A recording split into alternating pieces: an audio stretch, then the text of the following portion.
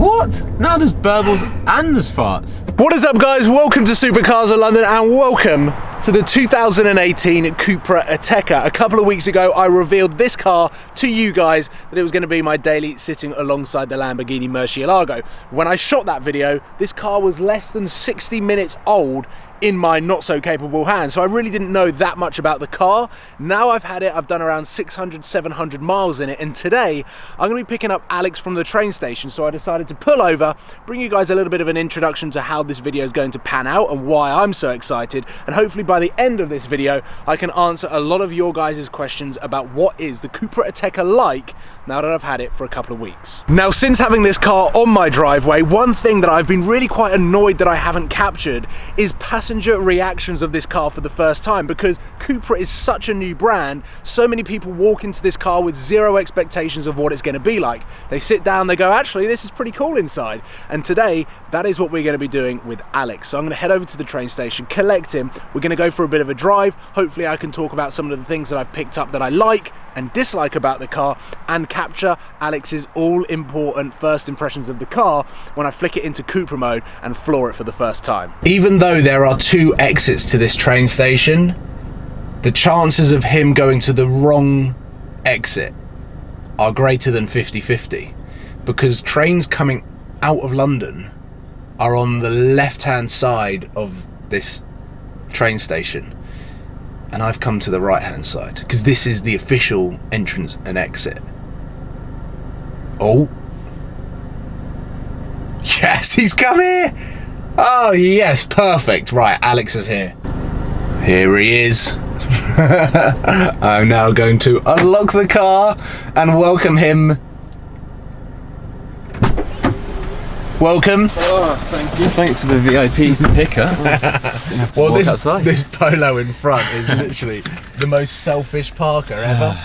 Welcome to the Cupra. Thank you. This is my first time in the Cupra. I've seen it a few times on your Insta story, but not in person. Yeah, so what about your first impressions? So I didn't really see the exterior because you're parked so close. I was just straight through the door. It's just a bit dirty. The interior is nice. I like this little like carbon fiber effect on the seat. It's got some Alcantara here. Yeah. I like the like black on black on black on black. That's good for me. Yeah. You're all about that life, aren't you? Yeah, it's literally what I'm wearing at the moment. Let me show you the virtual cockpit too, because I feel like it's oh yeah, that looks really good. And you can change it. You can do things like that. Yeah. Literally, when I got in this car, I had no expectations. Yeah. Similar to a little bit like you're getting in this car now for the first time.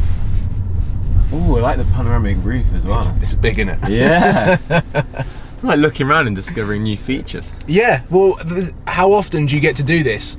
Because this is like a brand new car manufacturer. Yeah, exactly. So normally you just get in a car, you kind of know what to expect. Like you can get in a new Bentley, you can get in a new Audi, you can get in a new Peugeot. Because you've probably driven the previous one, so you're like, oh, I can kind of like, I know my way around. Yeah, but this is kind of a little bit VW, but still with like a bit of Cupra flair. I can see VW. That's exactly it. VW touches, but with a lot of flair. Yeah. Like this is cool down here, so you can change the driving modes, obviously. Yeah. Is that just normal at the moment? Yeah, we're just in the normal mode because I want to get onto some half decent roads before I put it in Cupra. Okay.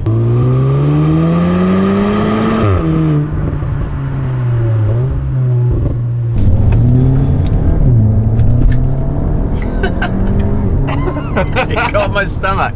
It got my stomach.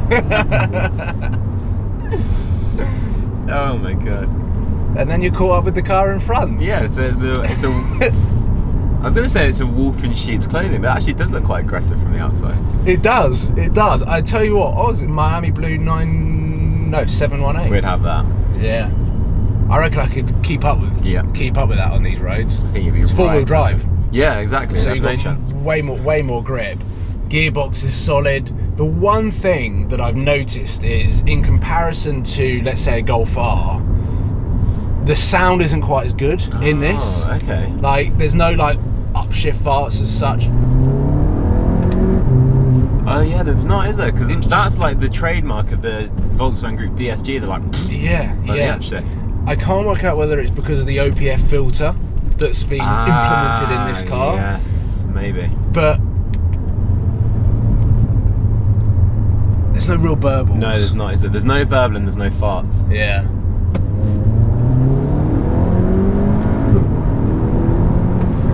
brakes. This is a little full-on performance car. It is.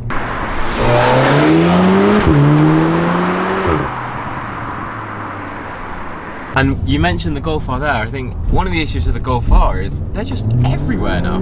Oh, traction light! Come on! Like, I just joined a dual carriageway at 15 miles an hour where the gap shouldn't have been there. And we're already up to speed, like, very quickly. Yeah. There are a few things that I'm not quite sure of in this car. Okay. The way that Audi introduced the virtual cockpit was that it was taking away the distraction that the driver might have of fiddling around with the screen here. So they moved the screen and all of the information to the virtual cockpit. Okay. That was its selling point, right? Look at that. There wasn't a gap there, but in this car... It is quick. And grippy. It's just fun. Like when you whack it in Cupra mode, it's just fun. Going back to my talk about the virtual cockpit, yeah.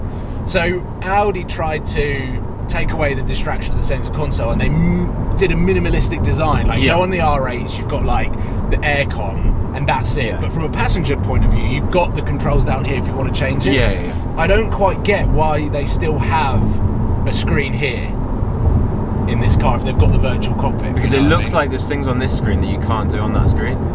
Yeah, but this screen actually looks like it's from 2019. This looks like it's from 2008. It is. Now, I am massively into my audio and music, which is why I'm always fascinated by the different sound systems that are involved in cars, and why I find it vital that when I'm looking for any car, apart from the Murcielago or Lamborghinis in general, because their sound systems are so bad, that it's really important to have the premium sound. So I think the best sound system I've heard in any car at the moment is the new Bentley Continental GT. It's got Bentley by NAIM, N-A-I-M, and it's like you're in a recording studio. It is so good, and at any volume there is no distortion whatsoever. In this car, I had high hopes for the Beats upgraded sound system, because Beats is known for being quite a premium sound, whilst Bose and Bang & Olufsen are better than that. I actually have Beats headphones and I quite like them, but in this sound system, what confuses me is when you go to adjust the sound settings, who knows that language? Now, I'm into all of my audio and stuff, but not to that extreme. You have to actually know what you're doing. So I've played around with it and just tried to listen for the best sound, and I still don't think I've quite got it, but it also isn't that rich in tone or through the mid-tones. I've done my best. I've done my best with this, but I would just wish that it was a little bit more simplified for the everyday consumer.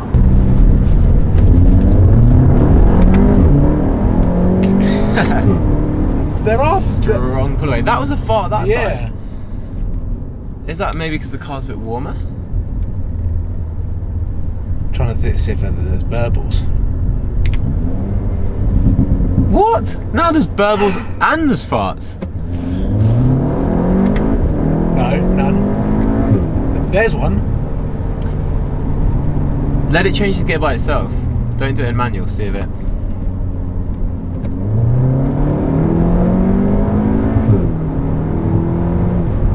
Capture that somehow. I genuinely didn't think it did it. It's come alive. Yeah. There are some bubbles as well.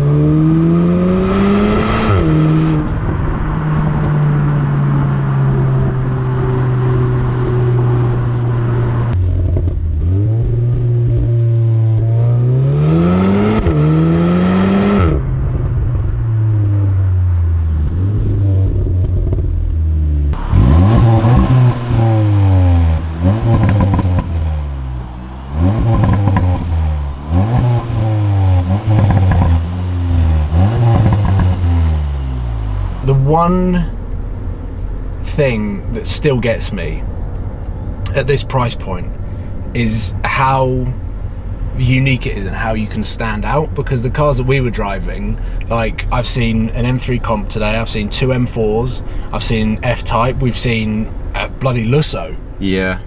We haven't seen a Cupra though. That's true. Like, that's true. And it goes back to the point we made before, like you're buying into the brand early while there's still not many on the road, so you're actually getting quite a unique, cool car, which is hard nowadays. It is, and that's what I quite like about this, is that it is so unique. I've actually been sat at traffic lights in Salisbury and I've had these 2 kids literally looking at it like, what is it? Yeah. And they walked around the back and I was just watching them and they went, oh, it's a Cupra. Like, because you just wouldn't know unless you've read the badge. And I just thought that was quite cool. It's got an air of mystery about it, which is pretty cool. So now let's go and get the Lamborghini. The weather seems to have brightened up a little bit. We've done the train station run. Alex has experienced it for the first time. I've captured a passenger reaction to this car, because I've had people in the car and they've got in and be like, oh, Alcantara, oh, look at this, like, and you kind of did that. You're like, oh, look at this carbon here, look at the Alcantara, like, so yeah, I was really keen to capture that, and I am actually really enjoying just driving it around, because it can just be a normal car and then you flick it into Cupra mode and it's still fun, and it doesn't feel like it's going to kill you with the 4-wheel drive system, which is also pretty handy to have in a car that I'm driving every single day.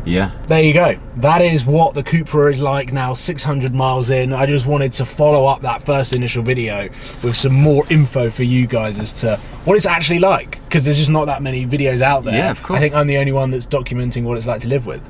So I will continue to update you as much as possible on this car. But for now, it's time to bring the V12 out. So I'll see you soon, guys. Take care. Goodbye.